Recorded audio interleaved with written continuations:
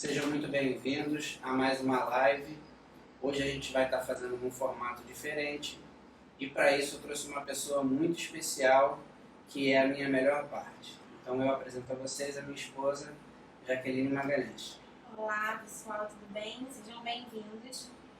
Como o Hugo falou, eu me chamo Jaqueline, nós somos casados há 4 anos e agora esse mês nós fizemos 9 anos juntos.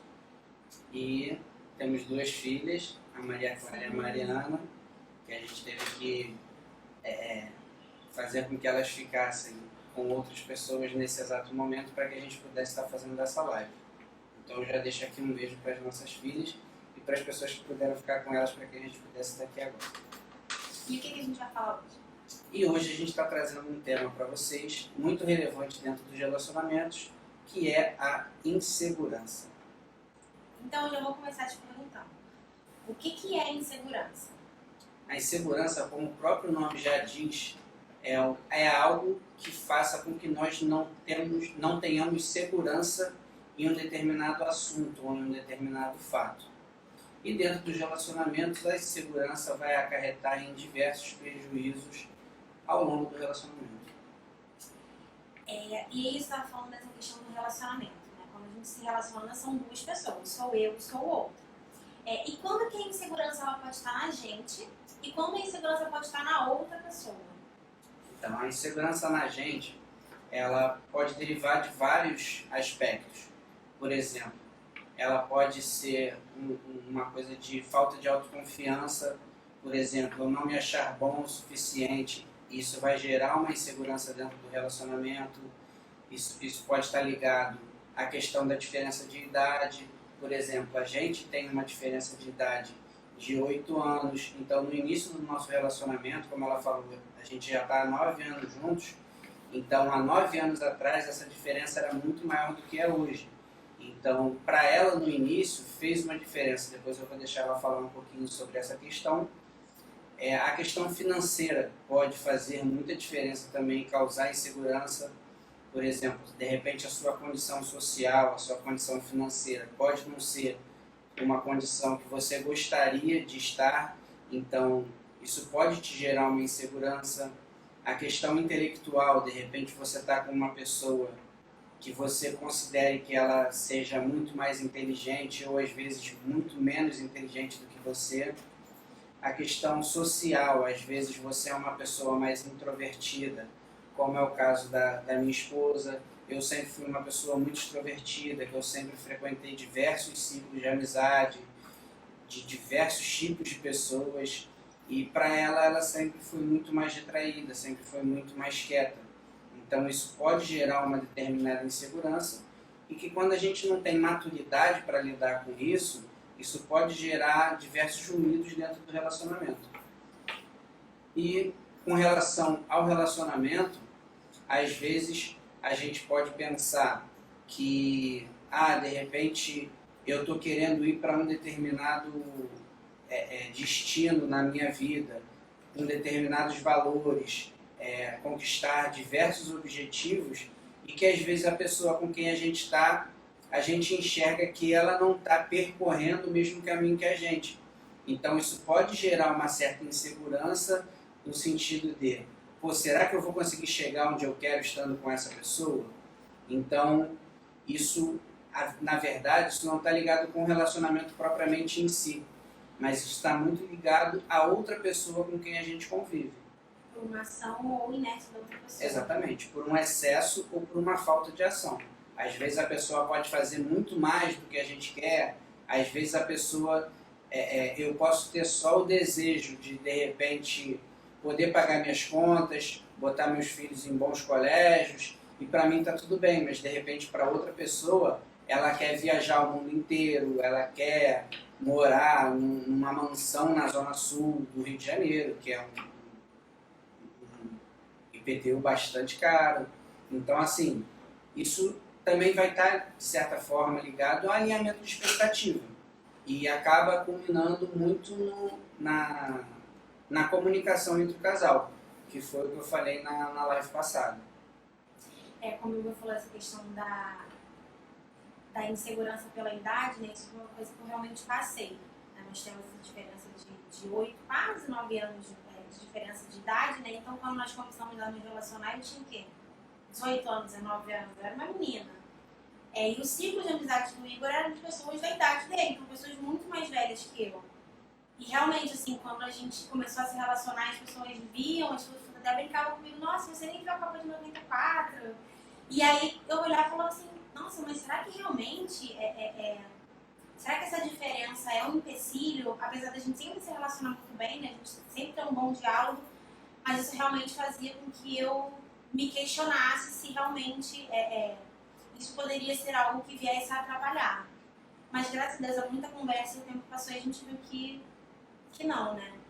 E aí cabe muito a questão da maturidade do casal em si e da amizade e do diálogo.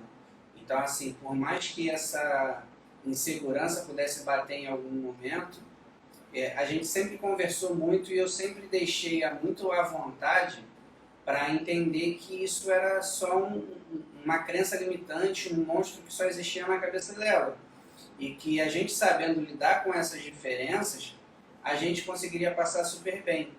E assim a gente fez e graças a Deus, hoje como ela falou, nós estamos casados há 4 anos e vivemos muito bem, graças a Deus.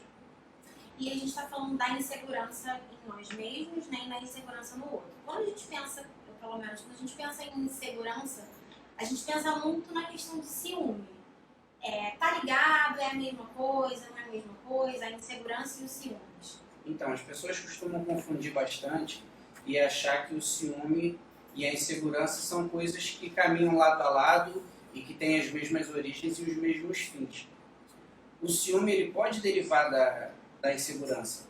Não necessariamente ele vai estar totalmente ligado à insegurança. Ele pode estar ligado a traumas de relacionamentos anteriores, ele pode estar ligado à questão da pessoa ser uma pessoa totalmente possessiva, mas assim, de certa forma, na maioria dos casos, o ciúme ele vai estar ligado e vai ser uma forma de demonstração de insegurança. Então, assim, mas não a insegurança em si, ela não necessariamente ela vai ser um ciúme, mas é muito mais fácil o ciúme ser um reflexo, um resultado de uma insegurança do que a insegurança resultado de um ciúme. Então, tudo que você falou, assim, eu consigo perceber que, então, quando a gente fala de insegurança, ela está muito mais ligada às nossas inseguranças pessoais que a gente traz para o relacionamento do que o relacionamento em si, né? Sim. Como eu falei, a questão da insegurança, ela vai estar muito ligada à falta de conhecimento, de autoconhecimento, né? Então, assim, muitas vezes a gente está irritado, a gente não sabe nem por que a gente está dando patada nos outros, e assim, às vezes simplesmente é fome. Simplesmente a gente está com fome, simplesmente a gente está com sono. Então, assim, só que quando a gente busca entender e conhecer o porquê que a gente está fazendo aquilo, a gente vai começando a obter essas respostas.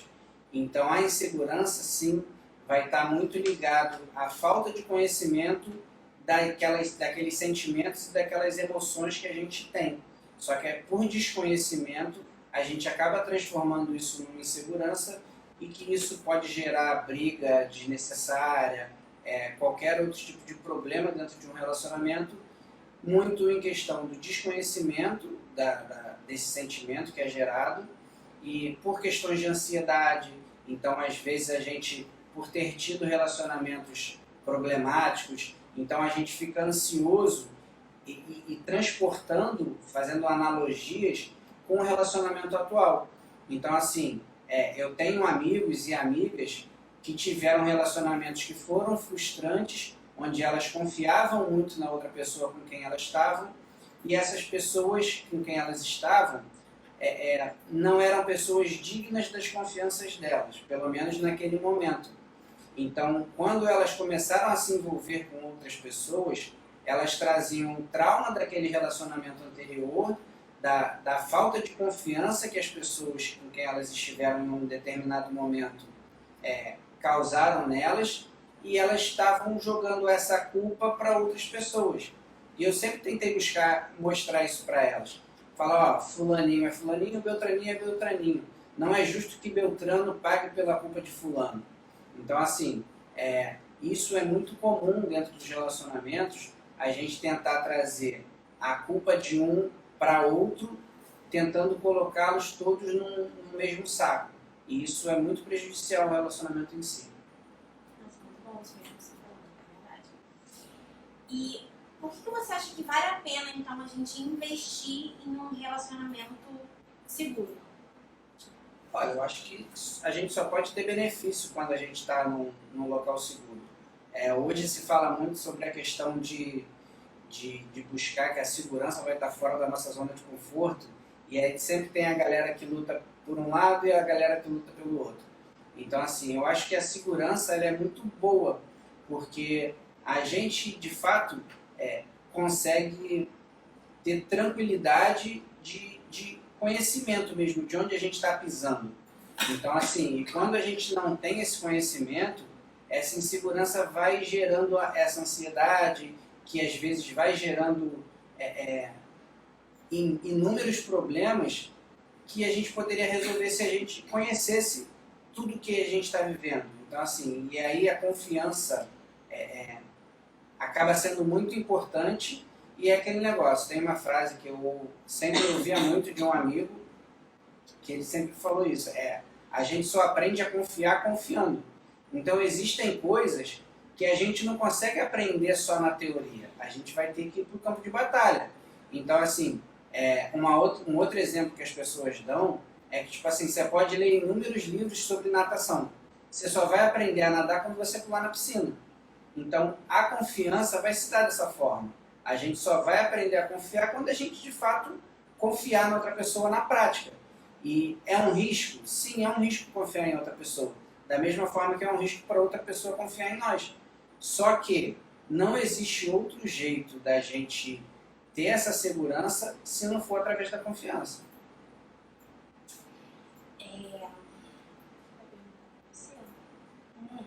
Tá, vamos lá. E aí, então, a pessoa está assistindo a gente e aí ela falou assim, não, ela identificou que ela é uma pessoa que ela tem alguma insegurança, né, dessas que você falou.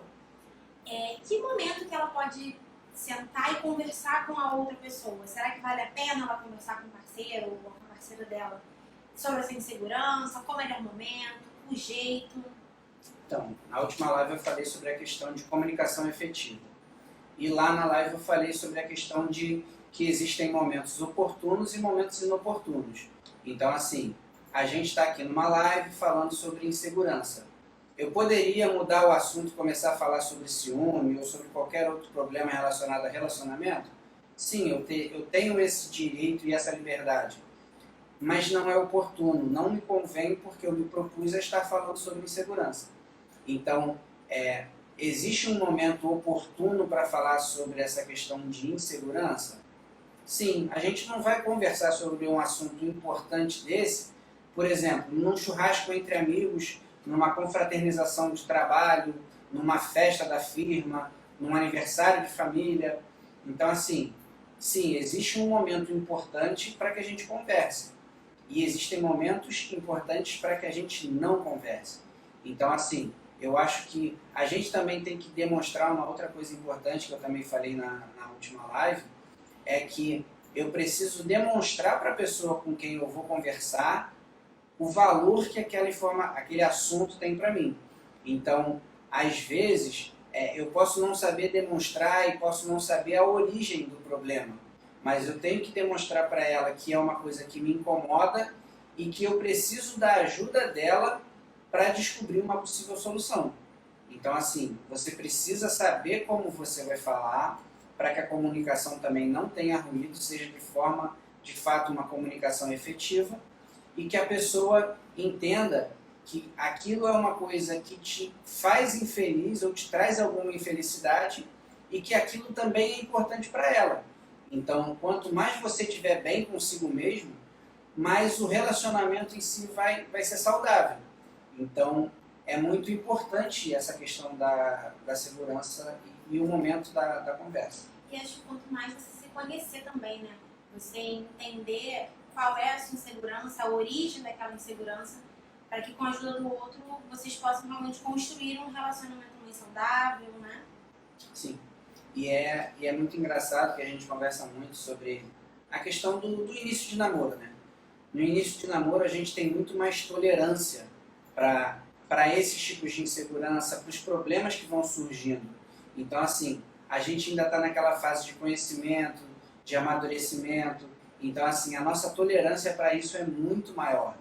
Então, a gente sempre tende a relevar muitas coisas desses problemas. A gente vê que, de fato, é muito mais importante a gente estar junto e disponibilizando um tempo para a gente ver um filme do que, de repente, para lavar uma louça que está suja ou então para resolver um problema que eu tenho, tipo, levar o carro na oficina. Então, a gente vai vendo, a gente vai dando importância, de fato, às pessoas e não às coisas. E eu acho que isso é muito importante que se mantenha dentro de um relacionamento. Esse espírito do início do namoro, que é, de fato, a gente dar importância àquela pessoa que, de repente, a gente lutou muito para conquistar, mas a gente, às vezes, não luta tanto para lutar pela manutenção dessa pessoa na nossa vida. E isso é uma coisa que a gente sempre buscou muito fazer e que sempre deu muito certo. É verdade. E aí você tem, né, mais de 10 anos estudando sobre isso, falando sobre, né, relacionamento, ajudando diversas pessoas, diversos casais. E aí, dentro dessa sua vasta experiência, eu te pergunto, na sua opinião, onde que as pessoas mais erram quando a gente fala de insegurança? Como eu falei, a questão da origem da insegurança, que está muito ligado à questão da falta de autoconhecimento, eu acho que o que as pessoas mais erram é exatamente aí. As pessoas, elas não buscam identificar a origem de onde vem essa insegurança. Às vezes, numa infância que você teve, que seus pais falaram em algum momento que você não era bom o suficiente, alguma vez na escola um professor falou que você era burro e que você era limitado, alguma pessoa com quem você se relacionou tentou te inferiorizar e você acabou tomando aquilo como uma verdade, e aí essa insegurança vem se originando daí. Então as pessoas erram por não tentar identificar, como eu falei, a questão às vezes, de quando a gente está irritado e a gente não identificar se alguma pessoa fez alguma coisa que a gente não gostou ou se de fato a gente só está com fome ou com sono. Então, às vezes, essa insegurança ela pode vir de outros lugares, que não necessariamente a outra pessoa com quem a gente está se relacionando.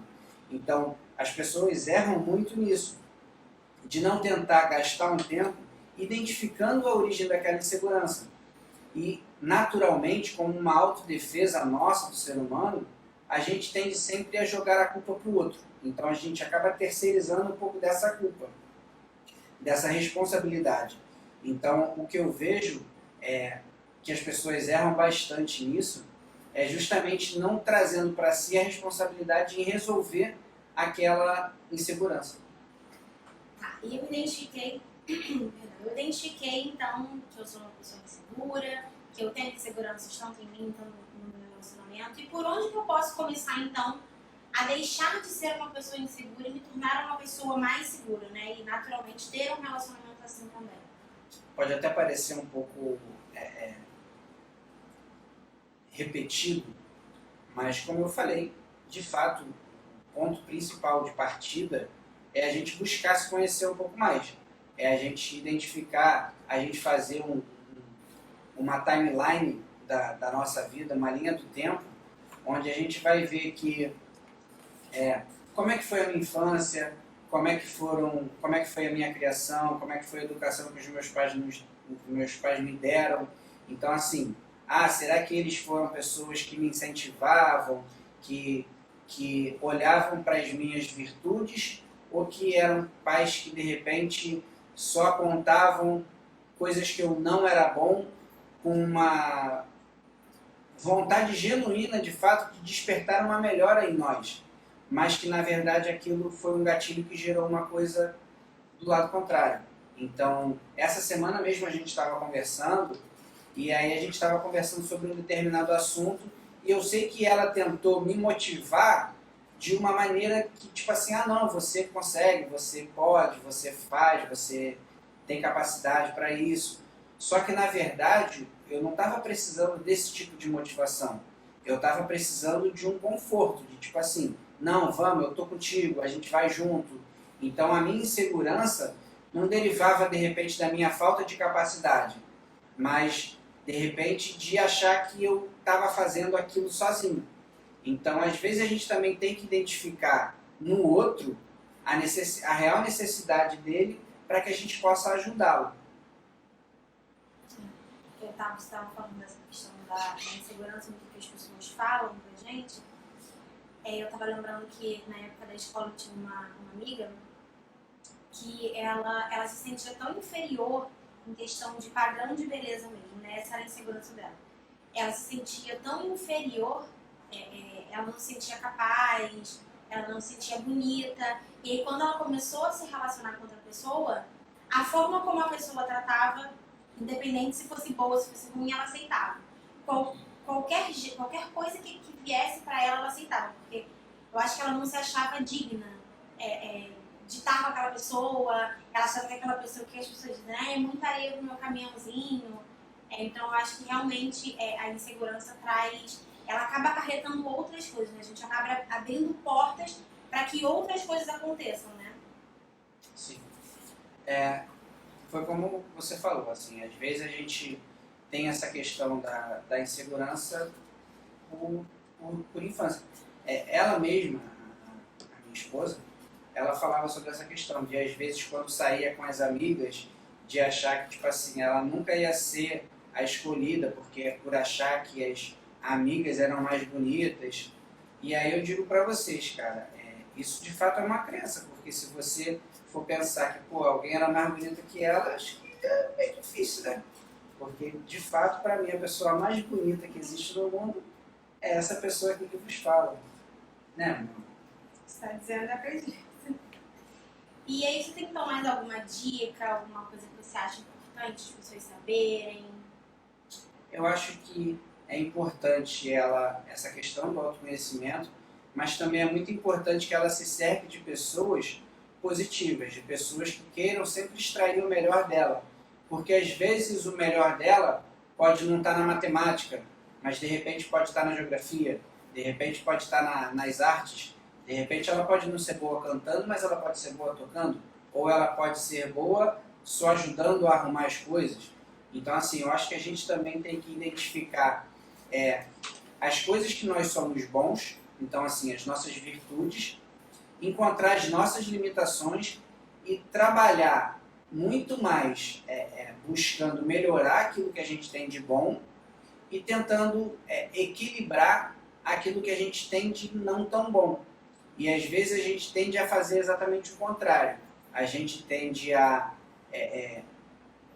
equilibrar as nossas coisas boas com as ruins. Então a gente não dá tanto valor àquilo que a gente é bom e foca mais naquilo que a gente é ruim.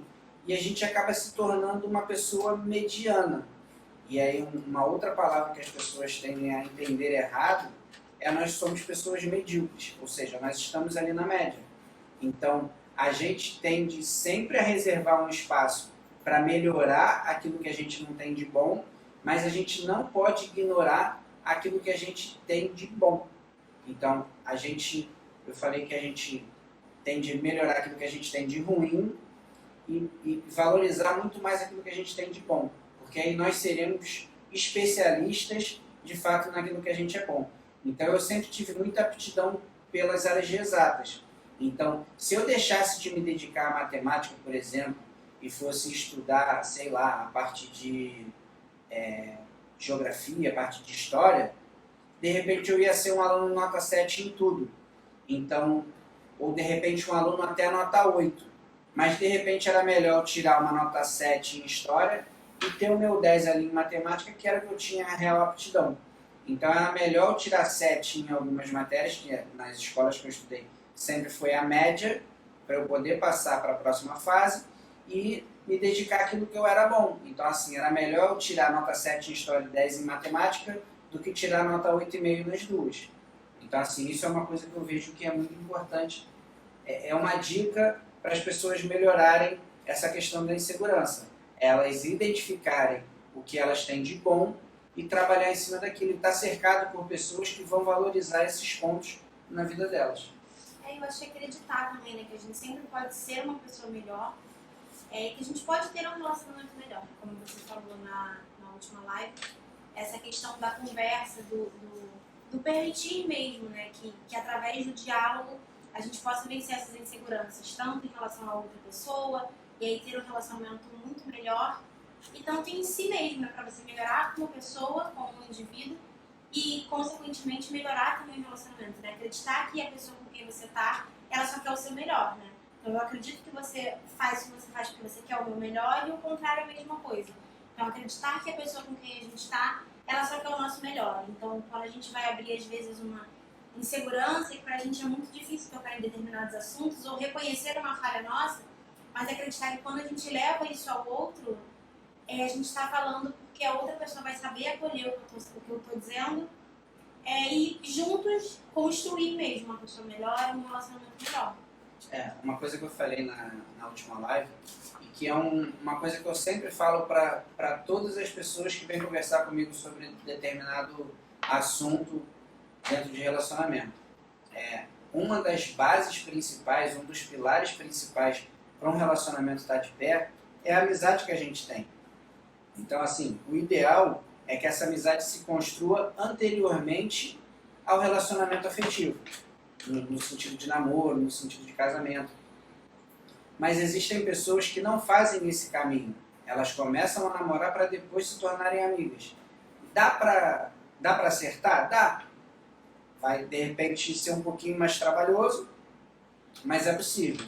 Então, assim, essa amizade, que a Jaqueline estava falando agora, cabe muito em cima disso. Então, assim, a gente, por ser amigo, e aí no nosso caso principalmente, nós somos os melhores amigos um do outro, se eu tiver qualquer tipo de insegurança de falar sobre determinado assunto na minha vida, cara, com quem que eu vou poder conversar se não com o meu melhor amigo, com a minha melhor amiga?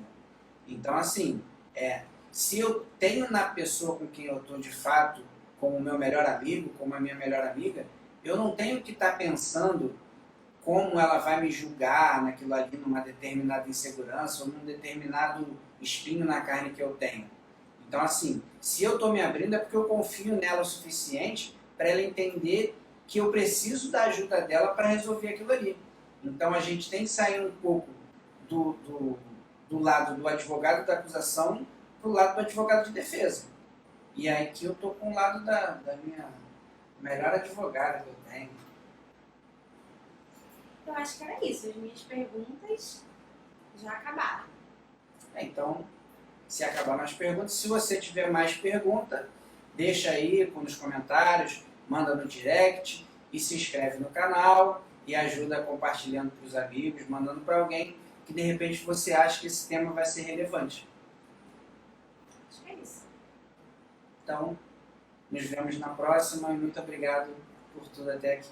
Um abraço, fiquem com Deus. Tchau. Tchau.